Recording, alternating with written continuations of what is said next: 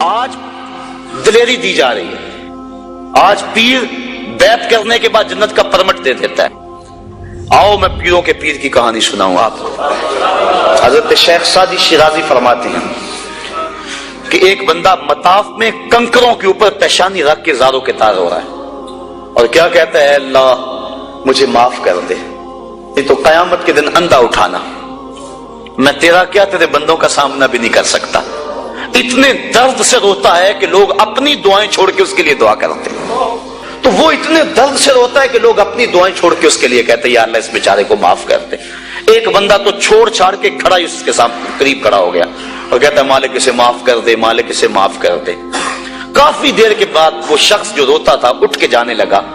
اس کو تجسس تھا کہ میں دیکھوں تو صحیح یہ کون ہے اور اس کو تسلی بھی دوں کہ اللہ بڑا کریم ہے, تجھے معاف کر دے گا. جب اس نے جھک کے جھانک کر دیکھنا چاہا تو چیخیں نکل گئیں. کیوں کہ فائزہ ہوا شیخ عبد القادر جیلانی, یہ زاروں کے تار رونے والا وقت کا غوث شیخ عبد القادر جیلانی. حضرت سری سختی رضی اللہ تعالیٰ عنہ نے جنید بغدادی کو بلایا. حضرت جنید بغدادی کے وہ ماموں بھی لگتے ہیں رشتے میں اور پیر بھی لگتے ہیں. یہ پیر مرید کی کہانی سنا رہا. آج کا پیر تو گارنٹی دے رہا ہے نا, اللہ اکبر. حضور تو حضرت ربیہ کو بھی جنت کی بشارت دیں اور ساتھ کہیں کثرت سجود سے میری مدد کرنا. اور پیر کہتا تجھے پرواہ ہی نہیں ہے. آؤ پیر مرید کی کہانی سنا رہا ہوں. حضرت جنید بغدادی فرماتے ہیں میرے ماموں نے تنہائی میں مجھے بلایا اور مجھے وصیتیں کی. جب ایک وصیت کی تو میرے پاؤں تلے سے زمین نکل گئی. کہنے لگے بیٹا جب میں مر جاؤں تو میری قبر بغداد سے باہر بنانا. میں نے پوچھا حضور کیوں؟ فرمانے لگے میری بدعمالیوں کی وجہ سے کہیں بغداد کی مٹی میری لاش کو قبول کرنے سے انکار نہ کر دیں اور میں لوگوں کے سامنے رسوا نہ ہو جاؤں. یہ ہیں وہ لوگ تتجافا جنوبہم عن المضاجع, جن کی کروٹیں بستروں سے الگ رہتی ہیں, اللہ کو خوف اور طمع میں پکارتے ہیں, لیکن زندگی کا ایک ایک لمحہ تقوی سے عبارت ہے. دنیا میں تکلیفیں سہی. حضرت امام جعفر صادق ساری زندگی ٹھنڈا پانی نہیں پیا. فرماتے تھے کیا خبر کہ اس کے حساب میں چکرا جاؤں. اور آپ کے مریدین بیٹھے ہوئے ہیں, آپ بھی بیٹھے ہوئے ہیں, لوگ بیٹھے ہیں. کہا یار آج ایک دوسرے سے وعدہ نہ کر لیں. کہا کیا؟ کہا ہم میں سے جو بھی جنت میں جائے وہ دوسروں کو ساتھ لے کے جائے. غلاموں نے کہا حضور ہم آپ سے وعدہ کریں, ہم تو آپ کے سہارے پہ بیٹھے ہوئے ہیں. کہا تم نہیں جانتے آخرت کے معاملے بڑے سخت ہیں.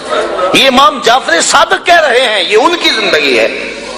تو ذرا دیکھیے یہ تقوی ہے, یہ خشیت ہے. اور ٹھنڈے پانی سے بھی گریز کر رہے ہیں. 3 چیزوں کا حساب نہیں ہوگا قیامت کے دن. ضرورت کے وقت کھانا پینا اور ستر عورت کے لیے کپڑا لباس اور ضرورت کا مکان, ان 3 چیزوں کا حساب نہیں ہوگا. اس کے علاوہ جو بھی نعمت اللہ نے دی ہے ثم لتسألن یومئذ عن النعیم, اللہ قرآن میں کہتا ہے ہر نعمت کے بارے میں پوچھا جائے گا. تو صاحبو جن لوگوں نے اس بات کا خیال رکھا کہ ہمارے رب نے ہمیں پوچھنا ہے اور ایک ایک بات کا ہم نے جواب دینا ہے, یہ بات درست ہے کہ اللہ اپنے فضل سے معاف کرے گا. لیکن سحری کے وقت اٹھ کے سسکیاں بھرنے والا اور رات شراب خانے میں گزارنے والا کیا قیامت کے دن ایک صف میں کھڑے کر دیے جائیں گے؟ یہ کیسے ہوگا؟ غریبوں کا خون چوسنے والا, بیواؤں اور یتیموں کا مال لوٹنے والا اور رات کی تنہائی میں ان کی مدد کرنے والا کیا ایک صف میں کھڑے کر دیے جائیں گے؟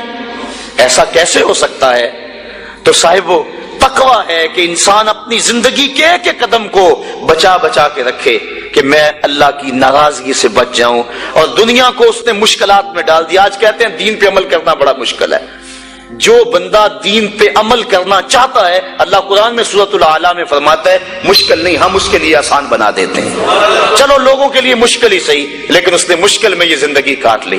اور دنیا ہے بھی, دنیا سجن المومن, مومن کے لیے ہے بھی قید خانہ. لیکن جب قید سے چھوٹا پھر کیا ہوا؟ اللہ کی رحمتیں بڑھ کے اس کا استقبال کر رہی ہیں.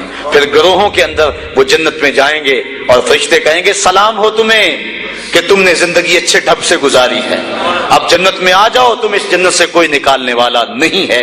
اور وہ کہیں گے اللہ تیری تعریفیں اور تیری خوبیاں, تو نے جو وعدہ کیا تھا آج واقعی تو نے سچا کر دکھایا ہے. اور پھر جنت میں ان کو گونا گو نعمتیں دی جائیں گی اور جنت میں مائے معین ہوگا, حوض کوثر ہوگا, سلسبیل ہوگا. کبھی وہ حوروں سے جام پیئیں گے، کبھی وہ غلمانوں سے جام پیئیں گے، لذت تو بڑی ہوگی، لیکن ایک لذت کی کہانی اللہ نے قرآن میں سنائی، میں ایک وقت ایسا بھی پھر آئے گا وَسَقَاهُمْ رَبُّهُمْ شَرَابًا طَهُورًا، ان کا رب انہیں خود شراب طہور پلائے گا کہ تم نے میرے لیے چھوڑا، دنیا کی شراب تو نہیں پی لو، میرے دستے قدرت سے شراب پیو۔ تو وَسَقَاهُمْ رَبُّهُمْ، نہ حوروں کے ہاتھوں سے، نہ غلمانوں کے ہاتھوں سے، نہ کسی اور کے ہاتھوں سے، وَسَقَاهُمْ رَبُّهُمْ۔ پھر دنیا کی تکلیفیں یاد رہیں گی جب مالک شراب طہور پلا رہا ہوگا۔ تو یہ ہے زندگی، اپنی زندگی کو اس ڈھب سے گزاریں کہ آخرت کی زندگی بہتر ہو جائے۔